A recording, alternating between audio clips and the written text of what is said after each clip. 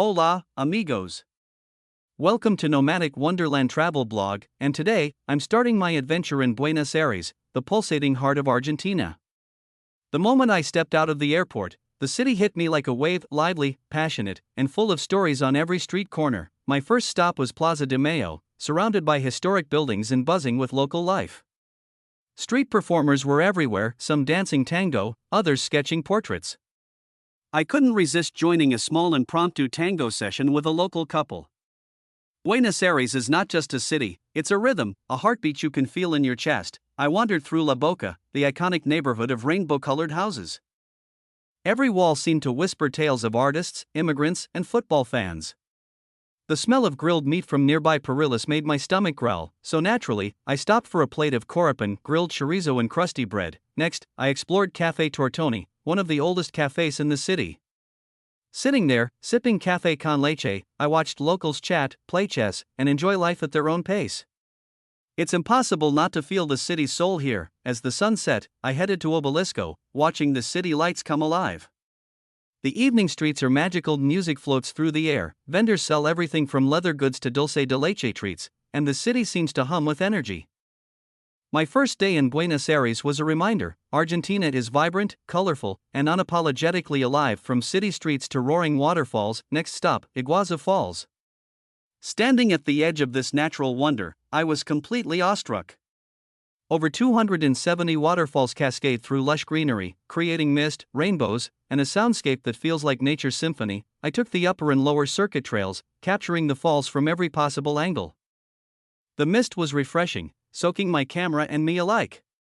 One highlight was the Garganta del Diablo, Devil's Throat, a horseshoe-shaped cliff where water crashes down with unimaginable force.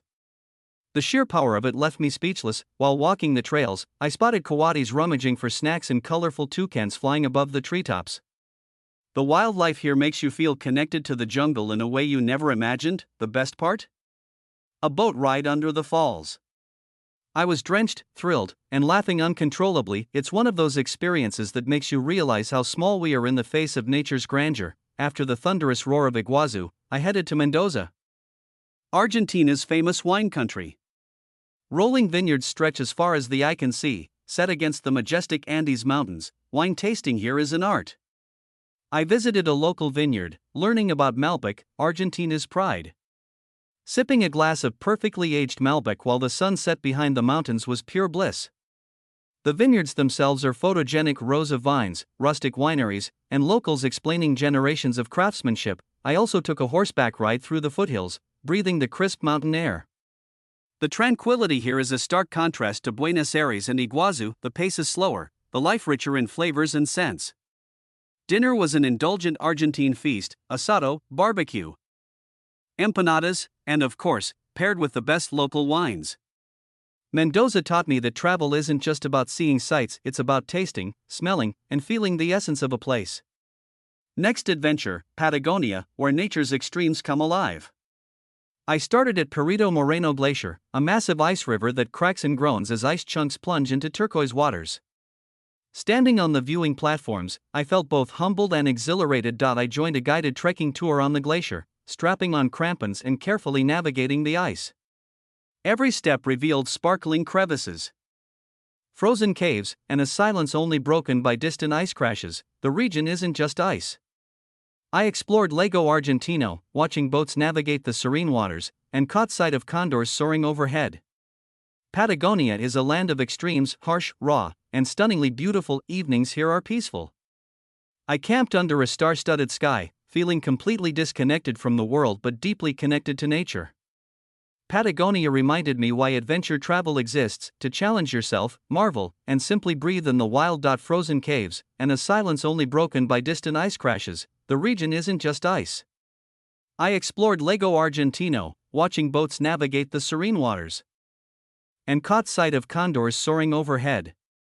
Patagonia is a land of extremes: harsh, raw, and stunningly beautiful. Evenings here are peaceful. I camped under a star-studded sky, feeling completely disconnected from the world but deeply connected to nature. Patagonia reminded me why adventure travel exists: to challenge yourself, marvel, and simply breathe in the wild. Argentina is a land of contrasts, cities that never sleep, waterfalls that roar, mountains that challenge you, and lakes that calm your soul. From Buenos Aires to Patagonia, this country is a journey for every sense.